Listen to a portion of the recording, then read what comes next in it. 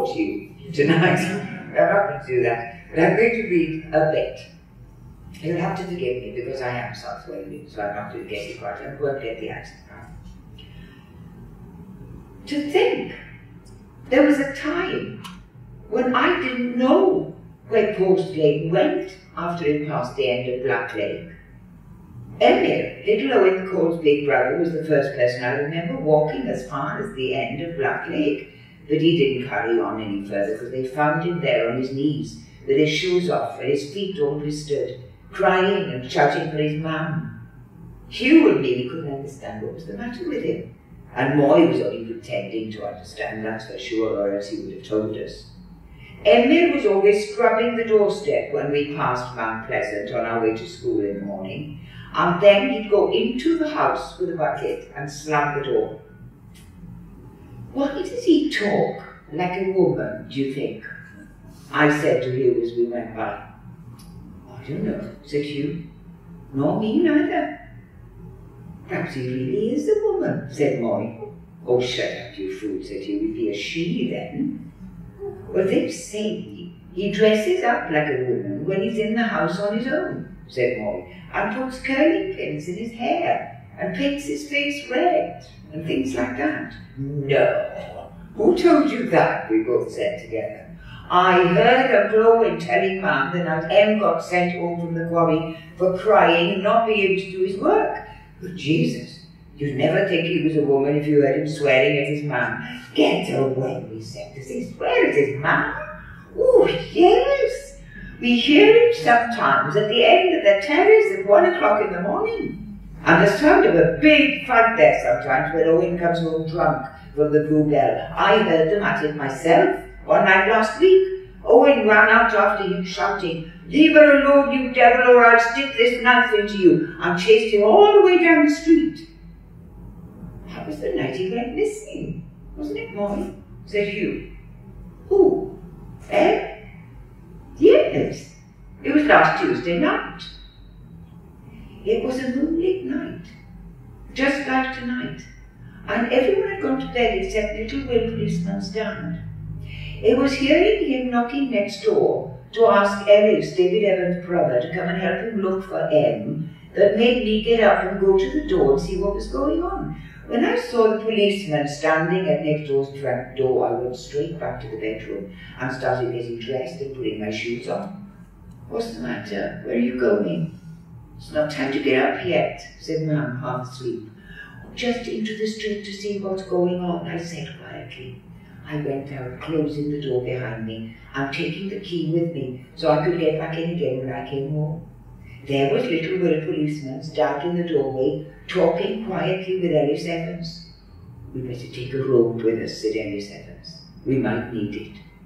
"Yes, bring a rope," said the policeman.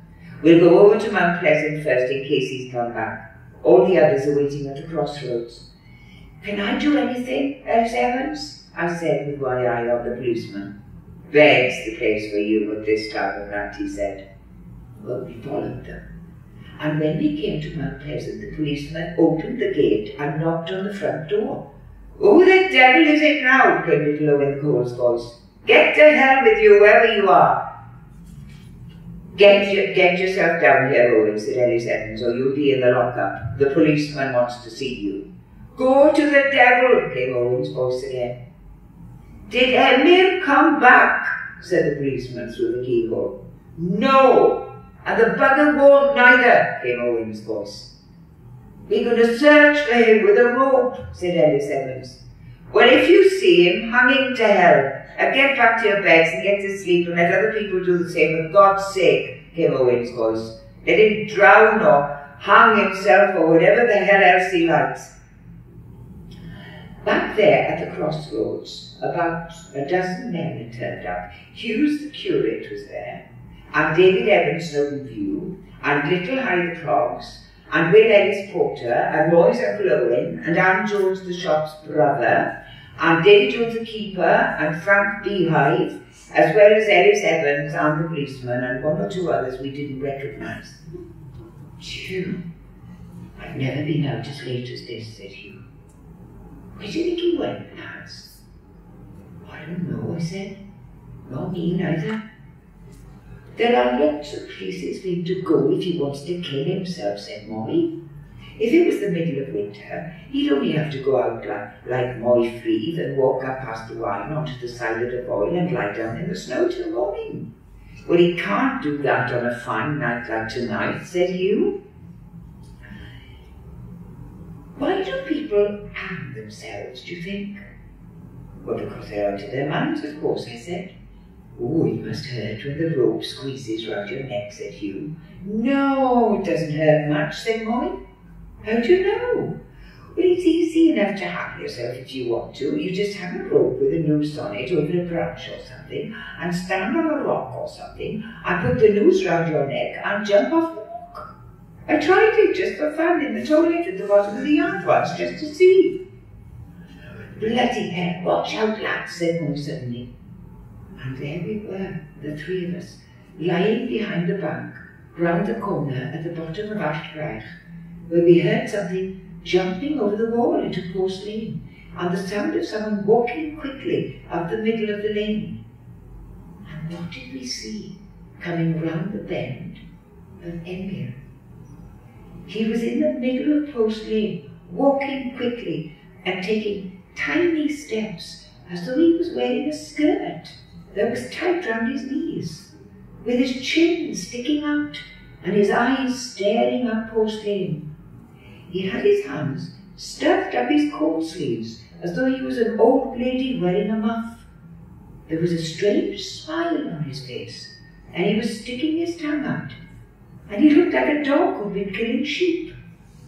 I nearly choked, holding my breath as he went past. It was me who said, "You better go back now." And Hugh and Mo said, "All right then." So we set off without saying anything else, back up Ashbrach and down Post Lane to Staples Bridge.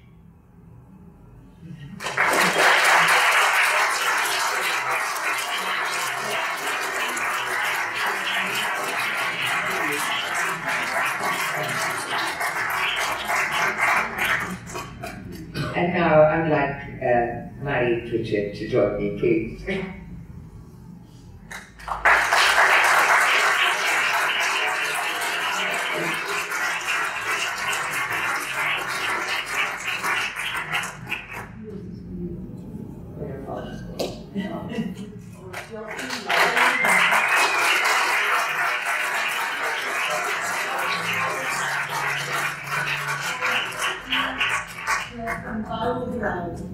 Thank you very, very much.